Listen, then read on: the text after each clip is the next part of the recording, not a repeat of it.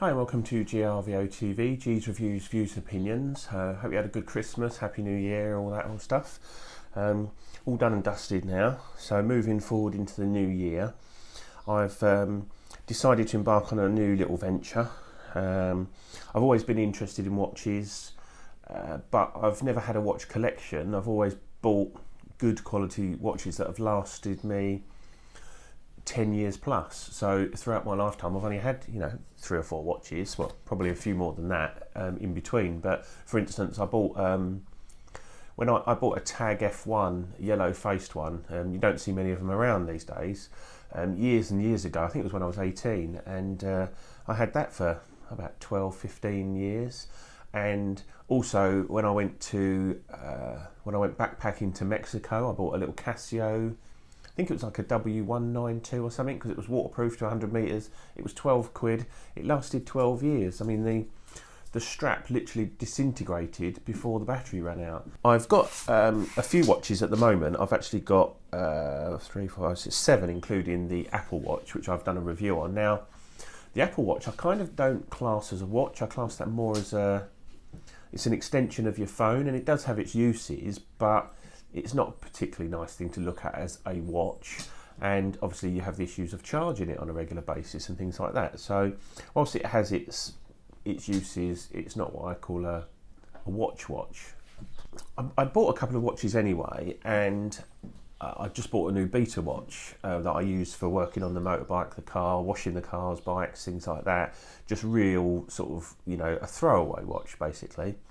And I also had a couple of others, and I thought I'd do reviews on them. I'm not going to do in-depth tutorials. There's plenty of those on all of these watches online. So what I thought I'd do was I start building up a collection, but the collection is going to be of watches that are not expensive. They're all going to be, my plan is to be less than a tank of gas watches. So to fill my car up with diesel, it costs me around, right from empty, about £90-95. So all my watches in this collection, I'm going to try and keep it below £100. I mean, if an absolute steal comes up and it's a bit more than that, I might break the rule. But the plan is the majority are going to be new watches, less than £100, but they've got to be from a proper watch company with some kind of heritage. They need to be reliable, stylish in my opinion, and do the job. And if they do multiple jobs, that may be even better. So this is my collection at the moment. I'm just going to show you what I've got, and then I'm going to do an initial review of each one individually, and then a long-term review on each one. How do they wear, what do I wear them for, etc. Because I wear all of these watches. So I've only got six watches, 1 Apple Watch. So I do wear all of these. None of these are collectible in that I think they're going to particularly appreciate in value, but you can't lose on them because they're so cheap in the first place. So for instance, the watch that I'm wearing at the moment, the most you could lose on that is about 25 quid, because that's what it cost me. So it doesn't matter that these aren't appreciating in value, and some of them will retain their value. So it's a win-win really. So I'll quickly go through the watches that I've currently got, and that is the Timex Weekender Chronograph Indiglo, cheapest chips, but that's my kind of dressy watch. I've got the Casio Jura, which is my dive watch. That's possibly my favourite at the moment, because value for money, it can't be beaten, hands down. This was the Beta watch that I'm telling you about. It's not a Casio G-Shock, it's just a Casio World Time watch, but it is 200 metres water resistant, and it's got an orange strap, so if I sling it on the side in the garage, it's easy to pick up and find and things like that. I quite like the look of it. It's got a bit of metal around it. It looks chunky, and I say it doesn't matter if I get it wet, if I get grease and oil over it, if I smash it into the wall. I'm always knocking my wrist on the walls when I'm cleaning the motorbike, and when you're getting in cleaning the motorbike, I'm always knocking it and catching it on things. So that's a great watch for that, and so far it stood up really well. So that's those. Then I've got a couple of Casio G-Shocks, and I do like the G-Shocks, and I am going to get more G-Shocks.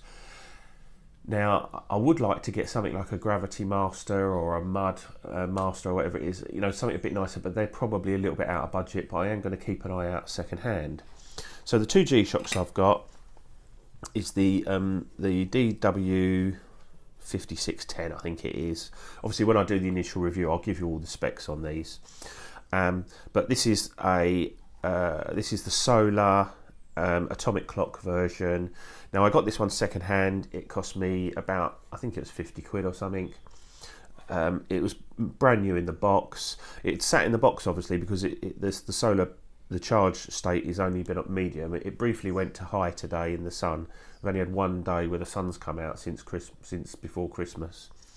But it's a great featured watch. It wears really nicely on the wrist, and to me that's what's really important, is how it wears on the wrist. And these are quite small. They wear really nicely on the wrist and really well featured. Great backlight and things like that. Now, this one is basically the same watch from the same series, but it's the BB version, which is, I presume they mean black on black. So it's got the reversed screen. It's all black, so even the G-Shock protection, it's all blacked out. Even the clasp is like dulled matte finish rather than sort of a glossy chromy sort of look or steel look. I really like this. It's got great illumination, not many features, got the usual stopwatch timer functions, things like that, but just a great little watch, and I just think it's really stylish. And with the reverse display in and around the house, it doesn't show up very well. Outside, when you get it out into the light, it's more vibrant and clearer than the normal LCD ones. So I really like this watch, and it wears nice on the wrist because it's small. The strap's nice and comfortable. Great little watch, that one. Anyway, I'm going into too much detail on those. So they're my two G-Shocks. And then the one I'm wearing at the moment on the wrist is the Casio Royale. Now, I've always liked the classic Casios, like the metal ones. I will be getting the data bank with a calculator on it and a couple of others, but I'm building this up gradually. I didn't want to go all out, and I was instantly drawn to this one. I like the look of it. I like the fact that it's on a steel bracelet. I like the functions. One of the functions that I have to have in a watch, and one of the functions I use the most, is the countdown timer. And because I use it a lot for like cooking and stuff. Obviously I like the alarms, and some of these are okay with the alarms, some aren't loud enough and things like that. But I do like having a countdown timer or some kind of timer. So this has got alarms, countdown timers. It's got a signal alarm. You've got dual time. You've got world time. It's a great little watch, and it wears nicely on the wrist. It's a nice size. My wrists are sort of average size, I suppose. Not too big and chunky. Not too skinny, I suppose. And it wears really nicely on the wrist. I like the fact that it's got the time here, and also you've got the little time there, so it's always got the time on it, whether you're in stopwatch mode, timer mode, or whatever. Not the easiest thing to see, especially like me when your eyes are going a little bit close in, but I can see that perfectly clearly. And there is a ticking marker going around the outside of that little dial, and also obviously the arms give you the time. In these little boxes, you've got the little world time thing there, which shows you which time zone you're currently in. That's not particularly easy to see, but it's just a nice looking feature. And when you're scrolling through the time zones, you can actually see it moving across, so that's quite easy to set up your time zone. In the top little box there, you've got things like alarm, signal, mute. It will display in that little section at the top. And the way it's sort of separated the whole screen, although it's all one screen, but the way it's separated it is really quite nice.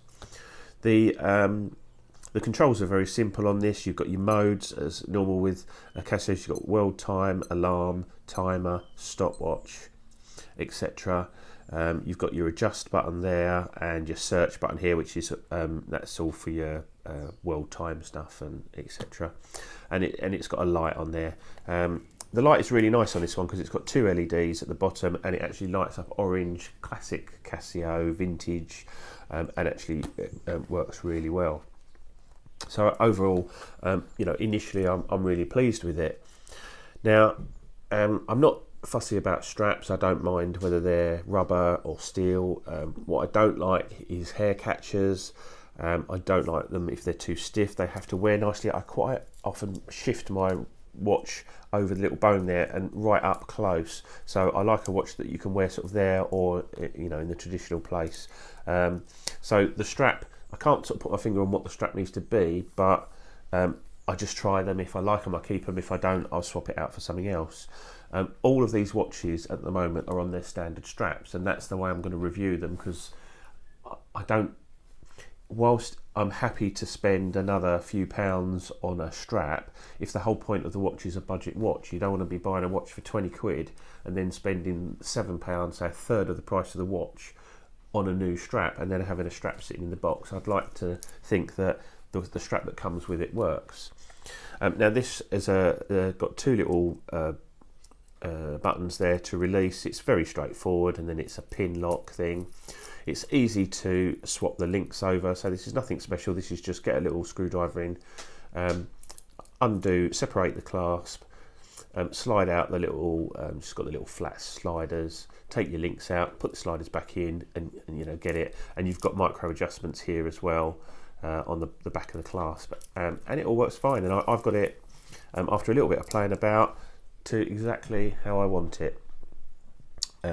This is, as per Casio, you've got lots of writing all over it. You've got world time, illuminator, 10-year battery, search light, Casio, 5 alarms, adjust mode, WR100, so waterproof to 100 meters.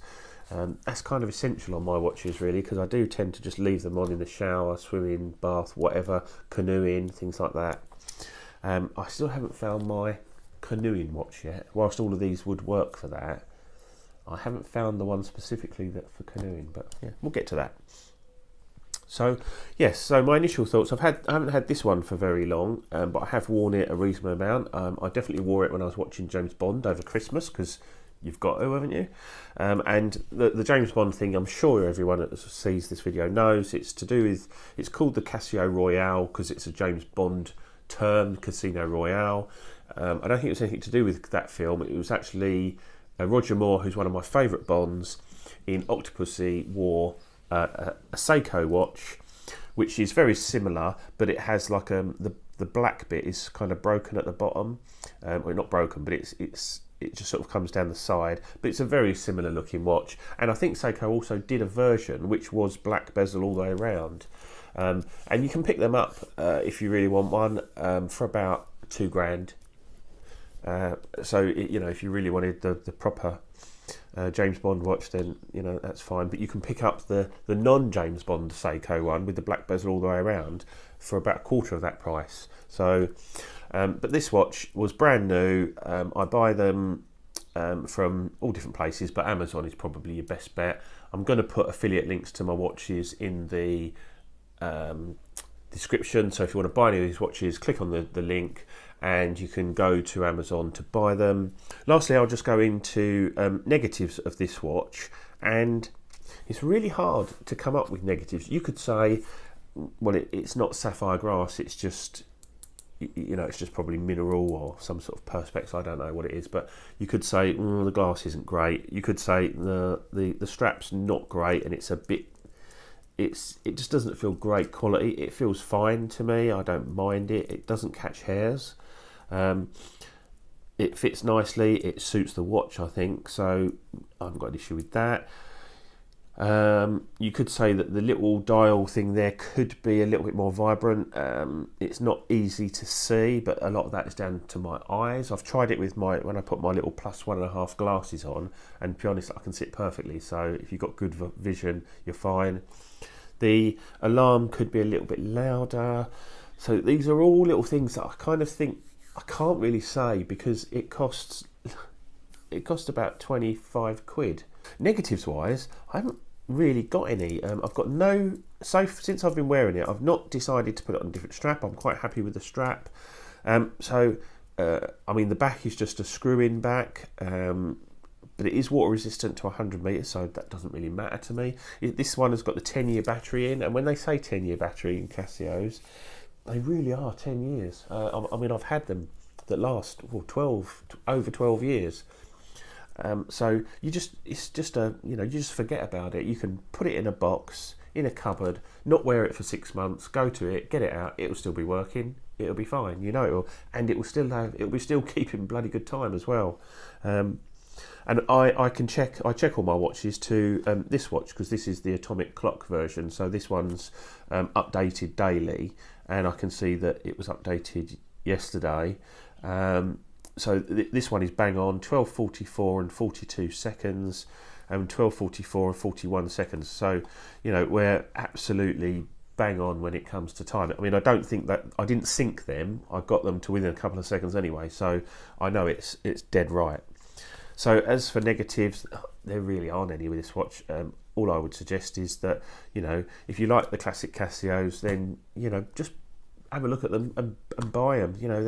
They are really disposable watches, but it wouldn't surprise me if in 10 years time I've still got that and it's still working fine.